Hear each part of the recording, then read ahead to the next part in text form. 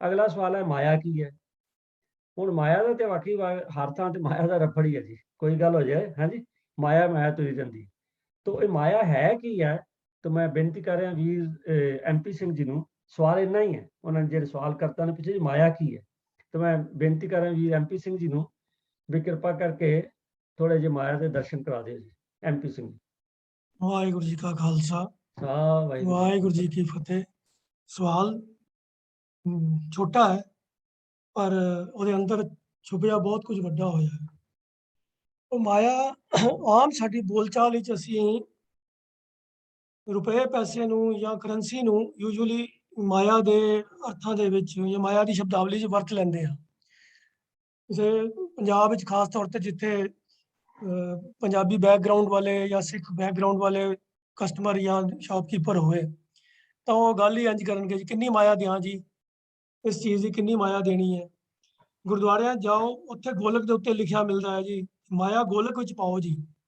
ਤਾਂ ਇਹਨਾਂ ਚੀਜ਼ਾਂ ਤੋਂ ਸਾਨੂੰ ਇਹੀ ਇਸ਼ਾਰਾ ਮਿਲਦਾ ਹੈ ਕਿ ਭਈ ਮਾਇਆ ਜਿਹੜਾ ਹੈ ਉਹ ਰੁਪਏ ਪੈਸੇ ਨੂੰ ਜਾਂ ਕਰੰਸੀ ਨੂੰ ਕਿਹਾ ਜਾ ਰਿਹਾ ਹੈ। ਪਰ ਕੀ ਗੁਰਮਤਿ ਵਿੱਚ ਵੀ ਸਿਰਫ ਇਹੀ ਗੱਲ ਦਰਸਾਈ ਗਈ ਹੈ? ਗੁਰਬਾਣੀ ਦੇ ਆਧਾਰ ਦੇ ਉੱਤੇ ਅਸੀਂ ਲੱਭਣ ਦਾ ਯਤਨ ਕਰੀਏ ਕਿ ਮਾਇਆ ਕੀ ਹੈ ਤਾਂ ਬਹੁਤ ਹੀ ਸਪਸ਼ਟ ਔਰ ਕਲੀਅਰ ਔਰ ਸਿੰਪਲ ਤਰੀਕੇ ਦੇ ਨਾਲ ਗੁਰੂ ਅਮਰਦਾਸ ਪਾਤਸ਼ਾਹ ਨੇ ਰਾਗ ਰਾਮਕਲੀ ਵਿੱਚ ਆਨੰਦ ਦੀ ਬਾਣੀ ਦੇ ਵਿੱਚ ਪੌੜੀ ਨੰਬਰ ਜਿਹੜੀ 29 ਹੈ ਉਸ ਦੇ ਵਿੱਚ ਮਾਇਆ ਦੀ ਗੱਲ ਬਿਲਕੁਲ ਕਲੀਅਰ ਸਮਝਾ ਦਿੱਤੀ ਹੈ ਕਿ ਜੈਸੀ ਅਗਨ ਉਦਰ ਮੈਂ ਐਸੀ ਬਾਹਰ ਮਾਇਆ, ਮਾਇਆ ਅਗਨ ਸਭ ਇੱਕੋ ਜਿਹੀ ਕਰਤਾ ਖੇਲ ਰਚਾਇਆ, ਜਾਂ ਤਿਸ ਭਾਣਾ ਤਾਂ ਜੰਮਿਆ ਪਰਿਵਾਰ ਭਲਾ ਪਾਇਆ, ਲਿਵ ਛੁੜਕੀ ਲੱਗੀ ਤ੍ਰਿਸ਼ਨਾ ਮਾਇਆ ਅਮਰ ਵਰਤਾਇਆ। ਇਹ ਮਾਇਆ ਜਿਤ ਹਰ ਵਿਸਰੈ ਮੋਹ ਉਪਜੈ ਭਾਉ ਦੂਜਾ ਲਾਇਆ, ਕਹਿ ਨਾਨਕ ਗੁਰ ਪ੍ਰਸਾਦੀ ਜਿਨ੍ਹਾਂ ਲਿਵ ਲਾਗੀ ਤਿਨੀ ਵਿਚੇ ਮਾਇਆ ਪਾਇਆ। ਉਹ ਸੰਖੇਪ ਵਿੱਚ ਇਸ ਦੇ ਅਰਥ ਕਰ ਲਈਏ, ਵੈਸੇ ਤਾਂ ਸਿੰਪਲ ਹੀ ਹੈ ਔਰ ਰੋਜ਼ ਅਸੀਂ ਪਾਠ ਵੀ ਇਸ ਦਾ ਕਰਦੇ ਕਿ ਜਿਵੇਂ ਬੱਚੇ ਦੇ ਜਨਮ ਤੋਂ ਪਹਿਲਾਂ ਜਦੋਂ ਬੱਚਾ ਮਾਤਾ ਦੇ ਗਰਭ ਵਿੱਚ ਹੁੰਦਾ ਹੈ ਤਾਂ ਮਾਤਾ ਦੇ ਉਦਰ ਵਿੱਚ ਮਾਤਾ ਦੇ ਗਰਭ ਦੇ ਵਿੱਚ ਜੋ ਸੇਕ ਹੁੰਦਾ ਹੈ, ਜੋ ਗਰਮੀ ਹੁੰਦੀ ਹੈ, ਉਸ ਗਰਮੀ ਦੇ ਕਾਰਨ ਹੀ ਬੱਚੇ ਦਾ ਜੋ ਲੋਥੜਾ ਹੁੰਦਾ ਹੈ, ਜੋ ਉਹਦਾ ਫੀਟਸ ਹੁੰਦਾ ਹੈ, ਉਹ ਗਰੋ ਕਰਦਾ ਹੈ, ਉਹਦੀ ਗਰੋਥ ਹੁੰਦੀ ਹੈ। ਪਰ ਅਗਰ ਕਿਸੇ ਵਜ੍ਹਾ ਦੇ ਨਾਲ ਉੱਥੇ ਉਹ ਸੇਕ ਇੱਕ ਹੱਦ ਤੋਂ ਵੱਧ ਜਾਂਦਾ ਹੈ ਤਾਂ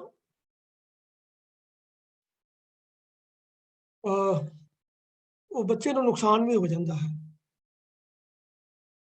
ਲੇਕਿਨ ਉਹ ਜਿਹੜਾ ਸੇਕ ਹੈ ਉਹ ਬੱਚੇ ਦੀ ਗਰੋਥ ਵਾਸਤੇ, ਉਹਦੇ ਵਾਸਤੇ, ਉਹਦੀ ਪਰਵਰਿਸ਼ ਵਾਸਤੇ ਜ਼ਰੂਰੀ ਬਹੁਤ ਹੈ।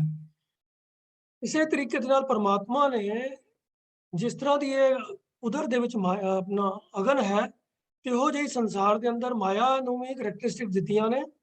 ਜਿਵੇਂ ਕਿ ਇਸ ਪੌੜੀ 'ਚ ਗੁਰੂ ਸਾਹਿਬ ਫਰਮਾ ਰਹੇ ਨੇ ਕਿ ਮਾਇਆ ਅਗਨ ਸਭ ਇੱਕੋ ਜਿਹੀ ਕਰਤਾ ਖੇਲ ਰਚਾਇਆ।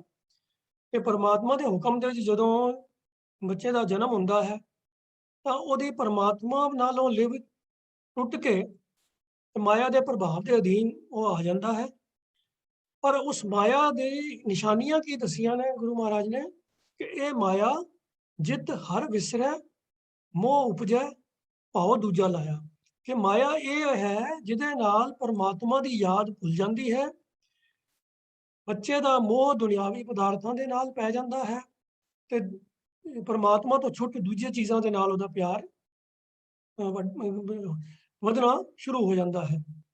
ਤਾਂ ਇਹ ਪੰਕਤੀ ਆਪਣੇ ਆਪ ਵਿੱਚ ਇੱਕ ਤਰੀਕੇ ਨਾਲ ਮਾਇਆ ਦੀ ਡੈਫੀਨੇਸ਼ਨ ਹੈ ਜੋ ਗੁਰਬਾਣੀ ਸਾਨੂੰ ਸਮਝਾਉਂਦੀ ਹੈ ਕਿ ਇਹ ਮਾਇਆ ਜਿਤ ਹਰ ਵਿਸਰੈ ਮੋਹ ਉਪਜੈ ਭਾਉ ਦੂਜਾ ਲਾਇਆ। ਤਾਂ ਭਾਵ ਕਿ ਹਰ ਉਹ ਚੀਜ਼, ਚਾਹੇ ਉਹ ਸਥੂਲ ਹੈ, ਚਾਹੇ ਉਹ ਐਬਸਟ੍ਰੈਕਟ ਹੈ, ਕੋਈ ਸਾਡੇ ਮਨ ਦੇ ਵਿਚਾਰ ਨੇ, ਵਿਕਾਰ ਨੇ, ਕੋਈ ਵੀ ਐਸੀ ਚੀਜ਼ ਜਿਹੜੀ ਜਿਹਦੇ ਵਜ੍ਹਾ ਦੇ ਨਾਲ ਸਾਡੇ ਯਾਦ ਵਿੱਚੋਂ ਪਰਮਾਤਮਾ ਭੁੱਲ ਜਾਂਦਾ ਹੈ ਤੇ ਸਾਡਾ ਪਿਆਰ, ਅਟੈਚਮੈਂਟ ਦੂਜੀਆਂ ਚੀਜ਼ਾਂ ਦੇ ਨਾਲ, ਦੂਜੇ ਰਿਸ਼ਤਿਆਂ ਦੇ ਨਾਲ ਲੱਗ ਜਾਂਦੀ ਹੈ, ਉਹ ਸਭ ਕੁਝ ਮਾਇਆ ਹੈ। ਇਹ ਰੁਪਇਆ ਪੈਸਾ ਵੀ ਹੋ ਸਕਦਾ ਹੈ, ਜਾਇਦਾਦ ਵੀ ਹੋ ਸਕਦੀ ਹੈ, ਕੋਈ ਅਹੁਦਾ ਵੀ ਹੋ ਸਕਦਾ ਹੈ, ਕੋਈ ਰਿਸ਼ਤਾ ਵੀ ਹੋ ਸਕਦਾ ਹੈ, ਸੋ ਕਿਸੇ ਵੀ ਚੀਜ਼ ਦਾ ਜਿਹਦੇ ਨਾਲ ਸਾਡੀ ਅਟੈਚਮੈਂਟ ਲੱਗ ਜਾਂਦੀ ਹੈ ਔਰ ਜਿਹਦੀ ਵਜ੍ਹਾ ਦੇ ਨਾਲ ਸਾਡੇ ਅੰਦਰੋਂ ਪਰਮਾਤਮਾ ਦੀ ਯਾਦ ਨਿਕਲ ਜਾਂਦੀ ਹੈ, ਭੁੱਲ ਜਾਂਦੀ ਹੈ, ਉਹ ਸਭ ਚੀਜ਼ਾਂ ਮਾਇਆ ਹਨ। ਪਰ ਅੱਗੇ ਗੱਲ ਹੋਰ ਸਪਸ਼ਟ ਕਰ ਦਿੱਤੀ ਹੈ ਕਿ ਗੁਰੂ ਦੀ ਕਿਰਪਾ ਸਦਕਾ ਜਿਨ੍ਹਾਂ ਦੀ ਲਿਵ ਪਰਮਾਤਮਾ ਦੇ ਨਾਲ, ਜਿਨ੍ਹਾਂ ਦੀ ਸੁਰਤ ਪਰਮਾਤਮਾ ਦੇ ਨਾਲ ਜੁੜੀ ਰਹਿੰਦੀ ਹੈ, ਉਹ ਇਸ ਮਾਇਆ ਦੇ ਵਿੱਚ ਵਿਚਰਦੇ ਹੋਏ ਵੀ ਪਰਮਾਤਮਾ ਨੂੰ ਹਮੇਸ਼ਾ ਆਪਣੇ ਯਾਦ ਵਿੱਚ ਰੱਖਦੇ ਹਨ, ਭੁਲਾਉਂਦੇ ਨਹੀਂ ਹਨ ਤੇ ਮਾਇਆ ਵਿੱਚ ਵਿਚਰਦਿਆਂ ਹੋਇਆਂ ਵੀ ਪਰਮਾਤਮਾ ਨੂੰ ਪ੍ਰਾਪਤ ਕਰ ਲੈਂਦੇ ਹਨ। ਇਸੇ ਹੀ ਗੱਲ ਨੂੰ ਇੱਕ ਹੋਰ ਮਿਸਾਲ ਦੇ ਕੇ ਵੀ ਆਮ ਤੌਰ ਤੇ ਵਿਦਵਾਨ ਲੋਕ ਸਮਝਾਉਂਦੇ ਹਨ ਕਿ ਜਿਵੇਂ ਦਰਿਆ ਦੇ ਵਿੱਚ ਪਾਣੀ ਹੁੰਦਾ ਹੈ ਤੇ ਬੇੜੀ ਦਰਿਆ ਦੇ ਵਿੱਚ ਚਲਾਣੀ ਹੋਵੇ ਤੇ ਜੇ ਦਰਿਆ 'ਚ ਪਾਣੀ ਹੋਏਗਾ ਤਾਂ ਹੀ ਬੇੜੀ ਉਹਦੇ ਵਿੱਚ ਤੈਰ ਸਕਦੀ ਹੈ ਤੇ ਉਸ ਬੇੜੀ 'ਚ ਬੈਠ ਕੇ ਫਿਰ ਇਨਸਾਨ ਜਾਂ ਹੋਰ ਵਸਤੂਆਂ ਨੂੰ ਵੀ ਦਰਿਆ ਤੋਂ ਪਾਰ ਕੀਤਾ ਜਾ ਸਕਦਾ ਹੈ। ਦਰਿਆ ਦੇ ਅੰਦਰ ਉਹ ਟਰੈਵਲ ਵੀ ਕਰ ਸਕਦੇ ਹਨ ਬੇੜੀ ਦੇ ਅੰਦਰ ਬੈਠ ਕੇ। ਪਰ ਬੇੜੀ ਨਾ ਡੁੱਬੇ ਤੇ ਚੱਲੇ ਵੀ ਤਾਂ ਉਹਦੇ ਵਾਸਤੇ ਦਰਿਆ ਦੇ ਵਿੱਚ ਪਾਣੀ ਹੋਣਾ ਬਹੁਤ ਜ਼ਰੂਰੀ ਹੈ। ਜੇ ਦਰਿਆ 'ਚ ਪਾਣੀ ਸੁੱਕ ਜਾਏ ਤਾਂ ਬੇੜੀ ਚੱਲ ਹੀ ਨਹੀਂ ਸਕਦੀ। ਪਰ ਜੇ ਕਿਤੇ ਉਹ ਪਾਣੀ ਦਰਿਆ ਦਾ ਜਿਹੜਾ ਹੈ ਉਹ ਬੇੜੀ ਦੇ ਅੰਦਰ ਵੜ ਜਾਵੇ, ਕੋਈ ਬੇੜੀ ਦੇ ਤਲੇ ਵਿੱਚ ਛੇਕ ਹੋਵੇ ਜਾਂ ਕਿਸੇ ਵਜ੍ਹਾ ਦੇ ਨਾਲ ਬੇੜੀ ਦੇ ਵਿੱਚ ਪਾਣੀ ਹੀ ਭਰ ਜਾਏ ਤਾਂ ਉਸ ਪਾਣੀ ਦੇ ਭਾਰ ਦੇ ਨਾਲ ਬੇੜੀ ਪਾਣੀ ਦੇ ਵਿੱਚ ਹੀ ਡੁੱਬ ਜਾਂਦੀ ਹੈ। तो इसे मिसाल ਨੂੰ ਲੈ ਕੇ ਵਿਦਵਾਨ ਲੋਕ ਸਮਝਾਉਂਦੇ ਹਨ ਕਿ ਦੁਨੀਆ ਦੇ ਅੰਦਰ ਜੋ ਮਾਇਕ ਪਦਾਰਥ ਹਨ ਉਹ ਦਰਿਆ ਦੇ ਪਾਣੀ ਦੇ ਮਾਫਕ ਹਨ ਤੇ ਸਾਡੀ ਸੁਰਤ ਜਿਹੜੀ ਹੈ ਉਹ ਬੇੜੀ ਵਰਗੀ ਹੈ। ਸੋ ਸੁਰਤ ਜਿਹੜੀ ਹੈ ਸਾਡਾ ਜੀਵਨ ਜਿਹੜਾ ਹੈ, ਸਾਡਾ ਜੋ ਕੰਮ ਕਾਜ ਦਾ ਜੋ ਢੰਗ ਹੈ, ਸਰੀਰ ਦੀ ਪਰਵਿਸ਼ ਕਰਨੀ ਹੈ, ਸਾਡਾ ਜੀਵਨ ਹੈ ਉਹ ਬੇੜੀ ਦੀ ਆਈ ਹੈ। ਸਾਡੇ ਜੀਵਨ ਨੂੰ ਚਲਾਉਣ ਵਾਸਤੇ ਜਿਵੇਂ ਬੇੜੀ ਨੂੰ ਦਰਿਆ ਦਾ ਪਾਣੀ ਜ਼ਰੂਰੀ ਹੈ, ਸਾਨੂੰ ਵੀ ਮਾਇਕ ਪਦਾਰਥਾਂ ਦੀ ਜ਼ਰੂਰਤ ਹੈ, नहीं तो जीवन निर्वाह करना नामुमकिन हो जाएगा। पर जे ये मायक पदार्थ साडे जीवन के उत्ते, साडी सोच के उत्ते हावी हो जाते हैं तो असी उसके अंदर ही गर्क हो जावांगे ते माया दे विच ही साडा नाश हो जाएगा, परमात्मा नालों साडा लिंक टुट जाएगा। तो इस मिसाल तो भी इस गल की समझ पै जाती है भी माया मायक पदार्थ जो भावें दुनियावी पदार्थ हैं, धन दौलत है, चाहे जमीन जायदाद है, चाहे होर कोई चीज़ां दुनियावी चीज़ां हैं, वो सारियां दी वरतों करनी साडे जीवन वास्ते एक नैसेसिटी है। पर असी उन्हां नूं अपने उत्ते हावी नहीं होण देना। जे हावी हो जाएगी तो फिर जिहड़ा है वो साडा नुकसान ये हो जाएगा कि असी परमात्मा तो या परमात्मा की याद तो टुट जावांगे। पर माया है बड़ी प्रबल, गुरबाणी सानूं बार-बार सुचेत करदी है। तो करदी की है माया? एक फरमान विच गुरु साहब कहंदे हन कि माया मोह इस मनै नचाए अंतर कपट दुख पावने हैं। तो ये जिन्हां दे उत्ते फिर हावी हो जाती है तो फिर उन्हां दा जिवें माया दे नाल मोह ज़्यादा पै जांदा है, ज़्यादा अटैच हो जाते हैं, तो उन्हां दी हालत वही हुंदी है कि जिस बेड़ी च पानी भरना शुरू हो जाता है।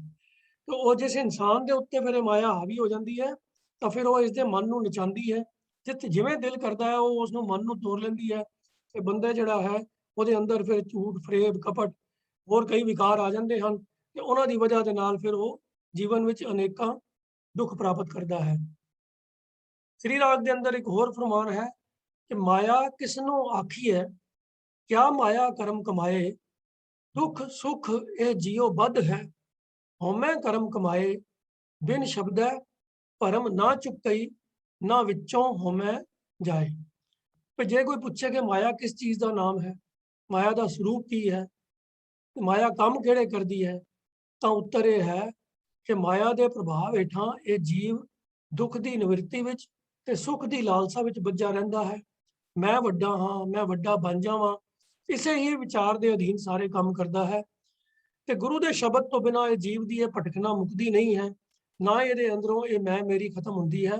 तो इस तरीके के नाल माया जिहड़ी है वो उसनूं अपने प्रभाव के अधीन, अपने गलबे के अधीन रखती है। गुरबाणी जी एक होर जगह राग आसा के अंदर गुरु साहब ने माया की तुलना चिक्कड़ के नाल कीती है। गुरु साहब का फरमान है कि मोह चिक्कड़ फाथे निगरत हम जाते, हर बाहां प्रभु पकड़ाए जी। ਅਤੇ ਇੱਕ ਹੋਰ ਜਗ੍ਹਾ ਕਹਿੰਦੇ ਹਨ ਕਿ ਪੰਕਜ ਮੋਹ ਸਰ ਹਾਂ, ਪਗ ਨਹੀਂ ਚੱਲੇ ਹਰ ਹਾਂ, ਗੈਡਿਓ ਮੂੜ ਨਰ ਹਾਂ, ਅਨਿਓ ਪਾਪ ਕਰ ਹਾਂ, ਤੋ ਨਿਕਸ਼ੈ ਸ਼ਰਨ ਪੈਰ ਹੀ ਸਕੀ। ਇਹ ਸੰਸਾਰ ਸਮੁੰਦਰ ਇੱਕ ਮੋਹ ਦਾ ਚਿੱਕੜ ਹੈ ਤੇ ਇਨਸਾਨ ਦਾ ਪੈਰ ਫਿਰ ਪਰਮਾਤਮਾ ਵਾਲੇ ਪਾਸੇ ਤੁਰਦਾ ਹੀ ਨਹੀਂ ਹੈ। ਮੂਰਖ ਮਨੁੱਖ ਆਪਣਾ ਪੈਰ ਮੋਹ ਦੇ ਚਿੱਕੜ ਵਿੱਚ ਫਸਾ ਲੈਂਦਾ ਹੈ। ਤੋ ਇਸ ਲਈ ਹੈ ਸਖੀ, ਕੇਵਲ ਇੱਕ ਪਰਮਾਤਮਾ ਦੇ ਸਿਮਰਨ ਦਾ ਹੀ ਯਤਨ ਕਰ, ਪਰਮਾਤਮਾ ਦੀ ਸ਼ਰਨ ਪੈ ਜਾ, ਤਾਂ ਹੀ ਇਸ ਮੋਹ ਦੇ ਚਿੱਕੜ ਵਿੱਚੋਂ ਨਿਕਲਿਆ ਜਾ ਸਕਦਾ ਹੈ।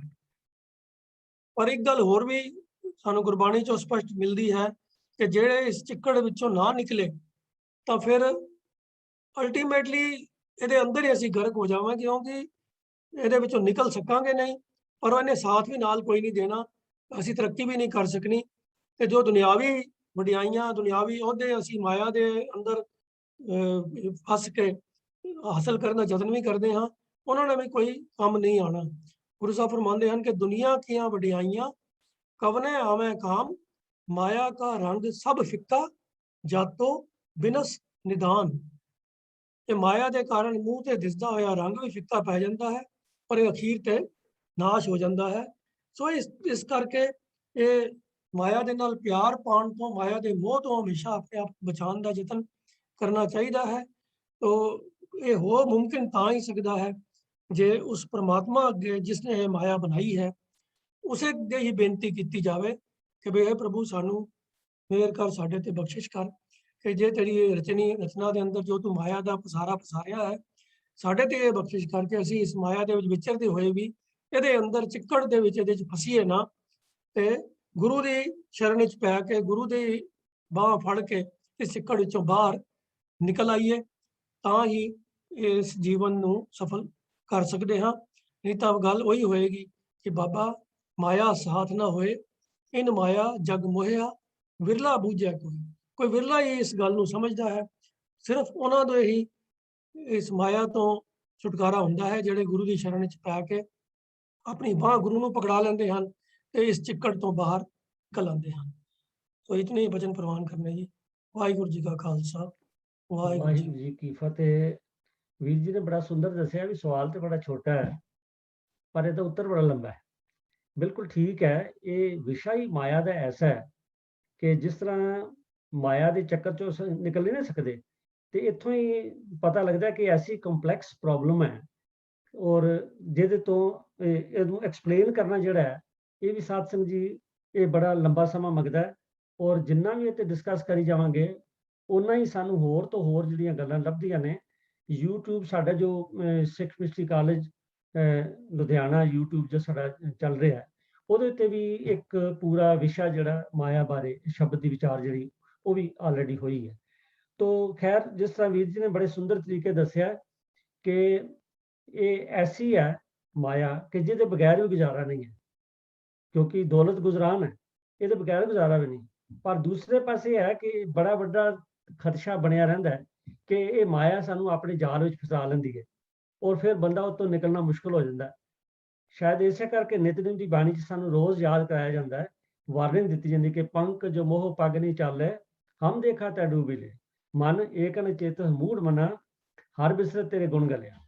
ਰਹਿਰਾਸ ਸਾਹਿਬ ਦੀ ਜਿਸ ਵੇਲੇ ਵਿਚਾਰ ਹੋ ਰਹੀ ਸੀ ਤਾਂ ਇਹਨਾਂ ਤੁਕਾਂ ਦੀ ਹਰ ਬਿਸਰਤ ਤੇਰੇ ਗੁਣ ਗਲਿਆ, ਪੀਰ ਪ੍ਰਭ ਕੀਰਤਨ ਸਿੰਘ ਨੇ ਬੜੀ ਸੁੰਦਰ ਔਰ ਬੜੀ ਵਧੀਆ ਉਹਦੀ ਜਿਹੜੀ ਐਕਸਪਲੇਨੇਸ਼ਨ ਦਿੱਤੀ ਸੀ, ਬੜੀ ਮਤਲਬ ਅੱਛੀ ਲੱਗੀ। ਅੱਗੇ ਐਸੀ ਨਹੀਂ ਸੀ ਸੁਣੀ ਕਿ ਹਰ ਬਿਸਰਤ ਤੇਰੇ ਗੁਣ ਗਲਿਆ ਤੋਂ ਕੀ ਭਾਵ।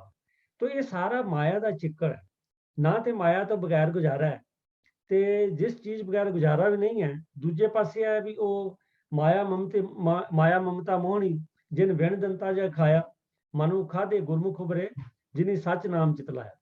ਤੋ ਇਸ ਕਰਕੇ ਜਿੰਨਾ ਚਿਰ ਅਸੀਂ ਗੁਰਮੁਖ ਭਾਵ ਗੁਰੂ ਦੇ ਰਸਤੇ ਤੇ ਨਹੀਂ ਚੱਲਦੇ, ਤਾਂ ਮਾਇਆ ਤੋਂ ਬਚਣਾ ਇਹ ਆਮ ਮਨੁੱਖ ਦੇ ਵੱਸ ਦਾ ਨਹੀਂ ਹੈ। ਇਸ ਮਾਇਆ ਨੇ ਤੇ ਜੇਤੇ ਜੀਤੇ ਤੇ ਡਕਾਏ, ਤੇ ਇਹ ਤਾਂ ਇਹਨੂੰ ਸਰਪਣੀ ਕਰਕੇ ਵੀ ਲਿਖਿਆ ਮਾਇਆ ਦੇ ਵਿੱਚ, ਇਹ ਗੁਰਬਾਣੀ ਦੇ ਵਿੱਚ। ਤੋ ਇਹ ਇੱਕ ਐਸੀ ਮਤਲਬ ਹੈ ਵੀ ਜ਼ਰੂਰੀ ਖਤਰਨਾਕ, ਮੈਂ ਲਫ਼ਜ਼ ਵਰਤ ਰਿਹਾ, ਬੜੀ ਜ਼ਰੂਰੀ ਵੀ ਹੈ ਤੇ ਬਗੈਰ ਗੁਜ਼ਾਰਾ ਨਹੀਂ, ਵੀਰ ਜੀ ਨੇ ਸਾਨੂੰ ਦੱਸਿਆ ਹੀ ਹੈ, MP ਸਿੰਘ ਜੀ ਨੇ। ਪਰ ਖਤਰਨਾਕ ਵੀ ਬੜੀ ਹੈ ਕਿਉਂਕਿ ਇਹ ਹਰ ਇੱਕ ਨੂੰ ਆਪਣੇ ਟਰੈਪ ਵਿੱਚ ਫਸਾ ਲੈਂਦੀ ਹੈ। ਤੋ ਲੋੜ ਹੈ ਕਿ ਜਿਸ ਤਰ੍ਹਾਂ ਗੁਰਬਾਣੀ ਦੇ ਆਸ਼ੇ ਸਾਨੂੰ ਦੱਸਿਆ ਕਿ ਅਸੀਂ ਮਾਇਆ ਨਾਲ ਕਿਵੇਂ ਵਰਤਣਾ ਹੈ, ਬਾਣੀ 'ਚ ਬੜੀਆਂ ਸਾਨੂੰ ਮਹਾਰਾਜ ਨੇ ਦੱਸਿਆ ਕਿ ਬ੍ਰਹਮ ਗਿਆਨੀ ਸਦਾ ਨਿਰਲੇਪ, ਜੈਸੇ ਜਲ ਮੈਂ ਕਮਲ ਅਲੇਪ। ਬਸ ਇੰਜ ਰਹਿਣਾ ਬਈ ਕਮਲ ਦਾ ਫੁੱਲ ਆਪਣੀ ਖੁਰਾਕ ਤਾਂ ਚਿੱਕੜ ਚੋਂ ਲੈਂਦਾ ਹੈ, ਪਰੰਤੂ ਦੇਖੋ ਕਮਾਲ ਦਾ ਉਹਦਾ ਜੀਵਨ ਹੈ ਕਿ ਆਪਣੀਆਂ ਪੰਖੜੀਆਂ ਤੇ ਉਸ ਚਿੱਕੜ ਦੀਆਂ ਛਿੱਟਾਂ ਨਹੀਂ ਪੈਣ ਦਿੰਦਾ। ਤੇ ਸੰਸਾਰ ਦੇ ਵਿੱਚ ਰਹਿਣਾ ਤੇ ਸੀ ਸੰਸਾਰ 'ਚ, ਕਿਉਂਕਿ ਗੁਰੂ ਨਾਨਕ ਦਾ ਮਤ ਤਿਆਗੀਆਂ ਦਾ ਮਤ ਨਹੀਂ ਹੈ, ਇਹ ਗ੍ਰਸਤੀਆਂ ਦਾ ਮਤ ਹੈ, ਇਹ ਕਿਰਤੀਆਂ ਦਾ ਮਤ ਹੈ, ਵੇਲੜਿਆਂ ਦਾ ਮਤ ਨਹੀਂ ਹੈ। ਤੇ ਇਸ ਕਰਕੇ ਅਸੀਂ ਕਿਰਤ ਵੀ ਕਰਨੀ ਹੈ, ਪਰ ਮਾਇਆ ਦੇ ਪ੍ਰਭਾਵ ਤੋਂ ਬਚਣਾ ਹੈ। ਜਿਵੇਂ ਵੀਰ ਜੀ ਨੇ ਦੱਸਿਆ ਕਿ ਅਨਡਿਊ ਮਤਲਬ ਹੈ ਵੀ ਨਹੀਂ, ਔਰ ਅਸੀਂ ਗ੍ਰਸਤੀ 'ਚ ਰਹਿਣਾ ਤੇ ਗ੍ਰਸਤ ਵਿੱਚ ਰਹਿੰਦਿਆਂ ਹੋਇਆਂ, ਗ੍ਰਸਤ ਦੀਆਂ ਜ਼ਿੰਮੇਵਾਰੀਆਂ ਨਿਭਾਉਂਦਿਆਂ ਹੋਇਆਂ ਅਸੀਂ ਕੋਈ ਐਸਾ ਕੰਮ ਨਹੀਂ ਕਰਨਾ ਕਿ ਐਸਾ ਕੰਮ ਮੂਲੇ ਨਾ ਕੀਚੈ ਜਿਤ ਅੰਤ ਪਛੋਤਾਈ ਹੈ। ਤੋ ਇਹ ਬੜਾ ਹੀ ਸੈਂਸਿਟਿਵ ਜਿਹਾ ਵਿਸ਼ਾ ਹੈ ਸਾਧ ਸੰਗਤ ਜੀ ਮਾਇਆ ਦਾ। ਤੋ ਜਿਨ੍ਹਾਂ ਨੇ ਇਹ ਸਵਾਲ ਭੇਜਿਆ, ਮੈਂ ਆਸ ਕਰਦਾ ਕਿ ਉਹਨਾਂ ਨੂੰ ਇਹਦਾ ਉੱਤਰ ਮਿਲ ਗਿਆ। ਔਰ MP ਸਿੰਘ ਜੀ ਨੇ ਬੜੇ ਥੋੜੇ ਸਮੇਂ 'ਚ ਬੜੀ ਗੁਰਬਾਣੀ ਦੇ ਟੇਕ ਲੈ ਕੇ ਬੜਾ ਵਧੀਆ ਤਰੀਕੇ ਨਾਲ ਸਾਨੂੰ ਸਮਝਾਇਆ। ਪਰ ਮੈਂ ਫਿਰ ਵੀ ਬੇਨਤੀ ਕਰਦਿਆਂ ਕਿ ਜਿਸ ਤਰ੍ਹਾਂ ਪਹਿਲੇ ਵਿਸ਼ੇ ਬਾਰੇ ਬੇਨਤੀ ਕੀਤੀ, ਇਹ ਵਿਸ਼ਾ ਵੀ ਬੜਾ ਜਿਹੜਾ ਹੈ ਡੂੰਘਾ ਵਿਸ਼ਾ ਹੈਗਾ ਮਾਇਆ ਬਾਰੇ।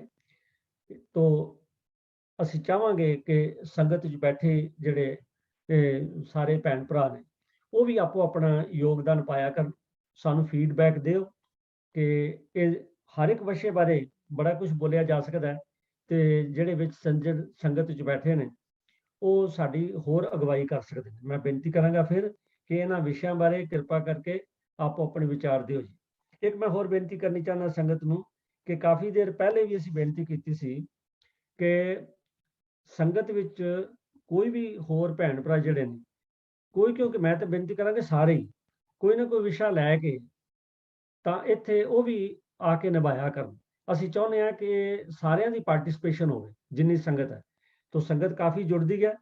ਤੋ ਮੈਂ ਬੇਨਤੀ ਫਿਰ ਇੱਕ ਵਾਰ ਅੱਜ ਕਰ ਰਿਹਾ, ਮੈਂ 2-3-4 ਮਹੀਨੇ ਪਹਿਲੇ ਵੀ ਕੀਤੀ ਸੀ।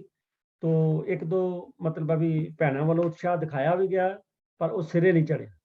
ਤੋ ਮੈਂ ਬੇਨਤੀ ਕਰਾਂਗਾ ਕਿ ਸੰਗਤ ਵਿੱਚੋਂ ਕਿ ਕੋਈ ਨਾ ਕੋਈ ਵਿਸ਼ਾ, ਕੋਈ ਸ਼ਬਦ, ਕੋਈ ਫਿਲਾਸਫੀ ਦਾ ਵਿਸ਼ਾ ਜਾਂ ਕੋਈ ਹੋਰ ਰਹਿਤ ਮਰਿਆਦਾ ਦਾ ਵਿਸ਼ਾ ਲੈ ਕੇ ਤਿਆਰੀ ਕੀਤੀ ਜਾਏ। ਔਰ ਅਸੀਂ ਚਾਹਾਂਗੇ ਕਿ ਵੱਧ ਤੋਂ ਵੱਧ ਸੰਗਤ ਜਿਹੜੀ ਹੈ ਇਹਦੇ 'ਚ ਪਾਰਟਿਸਿਪੇਟ ਕਰੇ ਬੋਲਣ 'ਚ ਵੀ। ਇਹ ਨਹੀਂ ਕਿ 5-7-10 ਜਣੇ ਰਹੇ, ਹਾਲਾਂਕਿ ਹਰ ਹਫ਼ਤੇ ਨਵੇਂ ਚਿਹਰੇ ਵੀ ਆਉਂਦੇ ਨੇ, ਪਰ ਕੁਝ ਚਿਹਰੇ ਜਿਹੜੇ ਨੇ ਉਹੀ ਪੁਰਾਣੇ ਤੁਰੇ ਆਉਂਦੇ ਨੇ। ਤੇ ਚਾਹੁੰਦੇ ਹਾਂ ਕਿ ਨਵੇਂ ਚਿਹਰੇ ਹੋਰ ਜਿਹੜੇ ਨੇ ਉਹ ਆਉਣ, ਤਾਂ ਜੀ ਸਾਨੂੰ ਉਹਨਾਂ ਦੇ ਵੀ ਗਿਆਨ ਤੋਂ ਹੋਰ ਜ਼ਿਆਦਾ ਵਾਧਾ ਹੋ ਸਕੇ ਸਾਡੇ ਗਿਆਨ 'ਚ। ਤੋ ਜਿਹੜੇ ਮੇਰੇ ਪੈਨਲ ਮੈਂਬਰ ਨੇ, ਮੈਂ ਸਭ ਦਾ ਧੰਨਵਾਦ ਕਰਦਾ ਕਿ ਐਡੇ ਔਖੇ ਵਿਸ਼ੇ ਵੀ ਤੁਸੀਂ ਤਿਆਰੀ ਕਰਕੇ ਲਿਆਉਂਦੇ ਹੋ। ਆਪ ਜੀ ਦਾ ਬਹੁਤ ਬਹੁਤ ਧੰਨਵਾਦ ਹੈ। ਸੰਗਤ ਦਾ ਧੰਨਵਾਦ ਹੈ ਕਿ ਮੈਂ ਹਰ ਵਾਰੀ ਬੇਨਤੀ ਕਰਦਾ ਕਿ ਤੁਸੀਂ ਸਾਡੀ ਅਗਵਾਈ ਕਰਦੇ ਹੋ, ਸਾਨੂੰ ਤੁਸੀਂ ਉਤਸ਼ਾਹਿਤ ਕਰਦੇ ਹੋ, ਮੋਟੀਵੇਟ ਕਰਦੇ ਹੋ, ਤੇ ਅਸੀਂ ਇਸ ਪਾਸੇ ਤੁਰ ਸਕਦੇ। ਤੋ ਇਸੇ ਤਰ੍ਹਾਂ ਸਿਰ ਤੇ ਹੱਥ ਰੱਖੋ, ਸਵਾਲ ਵੀ ਭੇਜੋ, ਸੁਝਾਅ ਵੀ ਭੇਜੋ। ਔਰ ਜਿਸ ਤਰ੍ਹਾਂ ਮੈਂ ਬੇਨਤੀ ਕੀਤੀ ਹੈ ਵੀ ਕਿਰਪਾ ਕਰਕੇ ਸੱਜਣ ਕੁਝ ਨਾ ਕੁਝ ਜ਼ਰੂਰ ਮੇਰੀਆਂ ਭੈਣਾਂ, ਮੇਰੇ ਵੀਰ ਜਿਹੜੇ ਨੇ ਉਹ ਆਪੋ ਆਪਣੇ ਵਿਸ਼ੇ ਤਿਆਰ ਕਰਕੇ ਵੀ ਸੰਗਤ ਨਾਲ ਆਪਣੇ ਵਿਚਾਰ ਜਿਹੜੇ ਨੇ ਸਾਂਝੇ ਕਰਨ ਦੀ ਕਿਰਪਾ ਕਰਨ।